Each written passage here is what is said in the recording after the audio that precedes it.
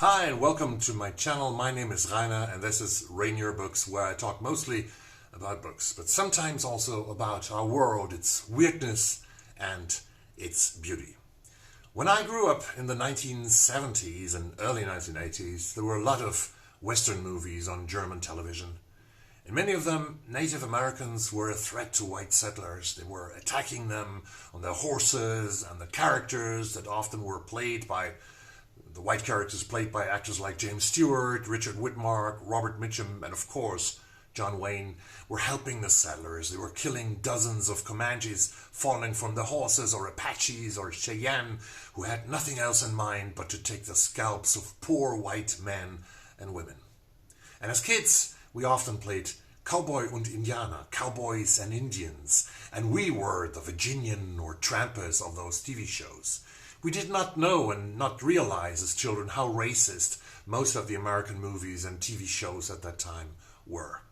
However, I remember that I read Dee Brown's famous non-fiction book, Bury My Heart at Wounded Knee, that was published in 1970.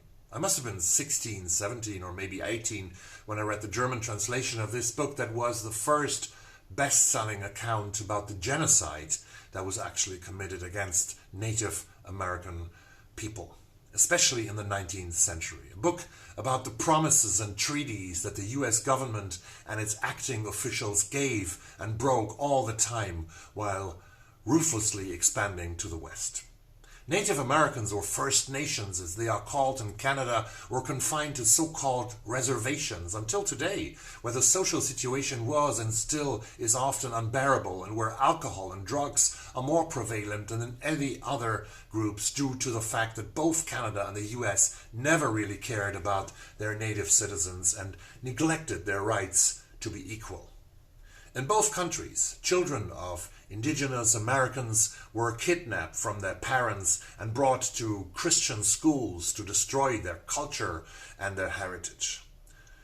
Well, November has become the month of Native heritage in the bookish world, and I curated a list for you of 10 books you might want to read, both fiction and non-fiction. So here we go. The first title is the memoir. It's called Dog Flowers by Danielle Geller and published in 2021. A daughter returns home to the Navajo reservation to confront her family's troubled history and retrace her mother's life, using both narrative and archive in this unforgettable and heart-wrenching memoir. After Danielle Geller's mother dies of a withdrawal from alcohol during a period of homelessness, she's forced to return to Florida. Using her training as a librarian and archivist, Geller collects her mother's documents. She collects the diaries and photographs into a single suitcase and begins on a journey of confronting her family's history and the decisions she's been forced to make. A journey that will end at her mother's home, the Navajo reservation. Geller masterfully intertwines wrenching prose with archival documents to create a deeply moving narrative of loss and inheritance that pays homage to our pasts, to our traditions, heritage, the family we are given, and the family we choose. Woman of Light by Kali Fajardo and Steen, 2022. Luz Little Light Lopez, a tea leaf reader and laundress, is left to fend for herself after her older brother Diego, a snake charmer and factory worker, is run out of town by a violent white mob. As Luz navigates 1930s Denver on her own, she begins to have visions that transport her to her indigenous homeland in the nearby Lost Territory. Luz recollects her ancestors' origins, how her family flourished and how they were threatened. She bears witness to the sinister forces that have devastated her people and their homelands for generations. In the end, it is up to Luz to save her family's stories from disappearing into oblivion. Written in Kali Fajardo and Steen's singular voice, the wildly entertaining and complex lives of the Lopez family fill the pages of this multi-generational Western saga. Woman of Light is a transfixing novel about survival, about family secrets and love. filled with an unforgettable cast of characters, all of whom are just as special, memorable, and complicated as our beloved heroine, Luz. Sinking Bell, Stories by Bojan Lewis, 2022. An ex-con hired to fix up a school bus for a couple living off the grid in the desert finds himself in the middle of their tethered relationship. An electrician's plan to take his young nephew on a hike in the mountains as a break from the motel room where they live goes awry thanks to an untrustworthy new coworker. A night custodian makes the mistake of revealing too much about his work at a medical research facility to a girl who shares his passion for death metal. A relapsing addict struggles to square his desire for a white woman he meets in a writing class with family expectations and traditions. Set in and around Flagstaff, the stories in Sinking Bell depict violent collisions of love, cultures, and racism. In his gritty and searching fiction debut, Bojan Lewis draws empathetic portraits of day laborers, metalheads, motel managers, aspiring writers, and musicians, construction workers, people passing through with the hope of something better somewhere else. His characters strain to temper predatory or self-destructive impulses. They raise families, they choose families, and they abandon families. They endeavor to end cycles of abuse and remake themselves anew. Night of the Living Res, Stories by Morgan Talty, 2022. Set in a native community in Maine, Night of the Living Res is a riveting debut collection about what it means to be Penobscot in the 21st century and what it means to live, to survive, and to persevere after tragedy. In 12 striking, luminescent stories, author Morgan Talty, with searing humor, abiding compassion, and deep insight, breathes life into tales of family and community bonds as they struggle with a painful past and an uncertain future. A boy unearths a jar that holds an old curse, which sets into motion his family's unraveling. A man, while trying to swindle some pot from a dealer, discovers a friend passed out in the woods, his hair frozen into the snow, my favorite story in that book. A grandmother suffering from Alzheimer's projects the past onto her grandson and thinks he is her dead brother come back to life. And two friends, inspired by Antiques Roadshow, attempt to rob the tribal museum for valuable root clubs. In a collection that examines the consequences and merits of inheritance, Night of the Living Res is an unforgettable portrayal of a native community and marks the arrival of a standout talent in contemporary fiction. And this is a great book that I read earlier this year. Red Paint, the ancestral autobiography of a Coast Salish punk by Sacha Lapointe. An indigenous artist blends the aesthetics of punk rock with the traditional spiritual practices of the women in her lineage in this bold, contemporary journey to reclaim her heritage and unleash her power and voice while searching for a permanent home. Sacha Lapointe has always longed for a sense of home. When she was a child, her family moved around frequently, often staying in barely habitable church attics and trailers, dangerous places for young Sacha, for a young woman. With little more to guide her than a passion for the thriving punk scene of the Pacific Northwest and a desire to live up to the responsibility of being the namesake of her beloved great-grandmother, a linguist who helped preserve her indigenous language of Lushootseed, Sacha throws herself headlong into the world. She's determined to build a better future for herself and her people. Set against a backdrop of the breathtaking beauty of Coast Salish ancestral land and imbued with the universal spirit of punk, Red Paint is ultimately a story of the ways we learn to find our true selves while fighting for our right to claim a place of our own. Examining what it means to be vulnerable in love and in art, Sasha offers up an unblinking reckoning with personal traumas amplified by the collective historical traumas of colonialism and genocide that continue to haunt Native peoples. Red Paint is an intersectional autobiography of lineage, resilience, and, above all, the ability to heal. A Mind Spread Out on the Ground by Alicia Elliott, 2019. Publishing date, publishing year. The Mohawk Froth for Depression can be roughly translated to A Mind Spread Out on the Ground. In this urgent and visceral work, Alicia Elliott explores how apt a description that is for the ongoing effects of personal, intergenerational, and colonial traumas she and so many Native people have experienced. Elliott's deeply personal writing details a life spent between indigenous and white communities, a divide reflected in her own family, and engages with such wide-ranging topics as race, parenthood, love, art, mental illness, poverty, sexual assault, gentrification, and representation. Throughout, she makes thrilling connections, both large and small, between the past and the present, the personal and the political. This book was a national bestseller in Canada, and there's an updated and expanded American edition, and it helps us to better understand legacy, oppression, and racism throughout North America, and it offers us a profound new way to decolonize our minds. The Berry Pickers by Amanda Peters, published this year in 2023.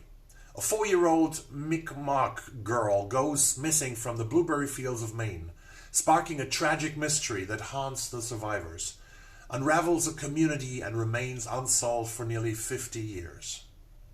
July 1962, a Mi'kmaq family from Nova Scotia, Canada, arrives in Maine to pick blueberries for the summer. Weeks later, 4-year-old Ruthie, the family's youngest child, vanishes. She's last seen by her 6-year-old brother, Joe, sitting on a favorite rock at the edge of a berry field. Joe will remain distraught by his sister's disappearance for years to come. In Maine, a young girl named Norma grows up as the only child of an affluent family. Her father is emotionally distant, her mother frustratingly overprotective. Norma is often troubled by recurring dreams and visions that seem more like memories than imagination.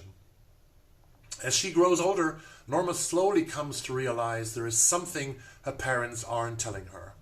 Unwilling to abandon her intuition, she will spend decades trying to uncover this family secret. For readers of The Vanishing Half and Woman of Light, this show-stopping debut by a vibrant new voice in fiction is a riveting novel about the search for truth, the shadow of trauma, and the persistence of love across time. Searching for Savannah, the murder of one Native American woman and the violence against the many, by Mona Gable, published in 2023. A gripping and illuminating investigation into the disappearance of Savannah LaFontaine Graywin when she was 8 months pregnant, highlighting the shocking epidemic of violence against Native American girls and women in America and the societal ramifications of government inaction. In the summer of 2017, 22-year-old Savannah LaFontaine Graywin vanished. A week after she disappeared, police arrested the white couple who lived upstairs from Savannah and emerged from their apartment carrying an infant girl. The baby was Savannah's, but Savannah's body would not be found for days. The horrifying crime sent shockwaves far beyond Fargo, North Dakota, where it occurred, and helped expose the sexual and physical violence Native American women and girls have endured since the country's colonization so many years ago. With pathos and compassion, Searching for Savannah confronts this history of dehumanization toward indigenous women and the government's complicity in the crisis. Featuring in-depth interviews, personal accounts, and trial analysis, Searching for Savannah investigates these injustices and the decades-long struggle by Native American advocates for meaningful change. Stealing by Margaret Verbal, published in 2023. Also this one from this year. And this is a gripping gut punch of a novel about a Cherokee child removed from her family and sent to a Christian boarding school in the 1950s. An ambitious, eye-opening reckoning of history and small-town prejudices from Pulitzer Prize finalist Margaret Verbal. Since her mother's death, Kit Crockett has lived with her grief-stricken father, spending lonely days far out in the country, tending the garden, fishing in a local stream, and reading Nancy Drew mysteries from the library bookmobile. One day, when Kit discovers a mysterious and beautiful woman has moved in just down the road, she's intrigued. Kit and her new neighbor Bella become fast friends. Both outsiders, they take comfort in each other's company. But malice lurks near the quiet bayou, and Kit suddenly finds herself at the center of tragic, fatal crime. Soon Kit is ripped from her home and Cherokee family and sent to Ashley Lordert, a religious boarding school. Along with the other native students, Kit is stripped of her heritage, force-fed Christian indoctrination, and is sexually abused by the director. But Kit, as strong-willed and shrewd as ever, secretly keeps a journal recounting what she suffers, what she remembers, and revealing just what she has forgotten. Over the course of Stealing, she slowly unravels the truth of how she ended up at the school and also how she plots a way out. In swift, sharp, and stunning prose, Margaret Verbal spins a powerful coming-of-age tale and reaffirms her place as an indelible storyteller and chronicler of history. The Rediscovery of America, Native Peoples and the Unmaking of U.S. History by Nat Blackhawk, published this year and the winner of the National Book Award for Nonfiction. The most enduring feature of U.S. history is the presence of Native Americans, yet most histories focus on Europeans and their descendants. This long practice of ignoring indigenous history is changing, however, with a new generation of scholars insists that any full American history address the struggle, the survival and resurgence of American Indian nations. Indigenous history is essential to understanding the evolution of modern America. Nat Blackhawk interweaves 5 centuries of native and non-native histories, from Spanish colonial exploration to the rise of Native American self-determination in the late 20th century. In this transformative synthesis, he shows that European colonization in the 1600s was never a predetermined success. He also shows that native nations helped shape England's crisis of empire, that the first shots of the American Revolution were prompted by Indian affairs in the interior. This book shows that California Indians targeted by federally funded militias were among the first casualties of the Civil War. That the Union victory forever recalibrated native communities across the West, and that 20th century reservation activists refashioned American law and policy. Blackhawk's retelling of U.S. history acknowledges the enduring power, the agency and survival of indigenous peoples, yielding a truer account of the United States and revealing anew the varied meanings of America. Well, these are the 10 suggestions. What would you add to that list? Let us know and let me know in the comments down below this video. If you like the video, please slap me a like, and if you want to see more and are not part of the amazing community of my wonderful subscribers, please consider to join and press that subscribe button down there. It is free and it doesn't hurt, I promise.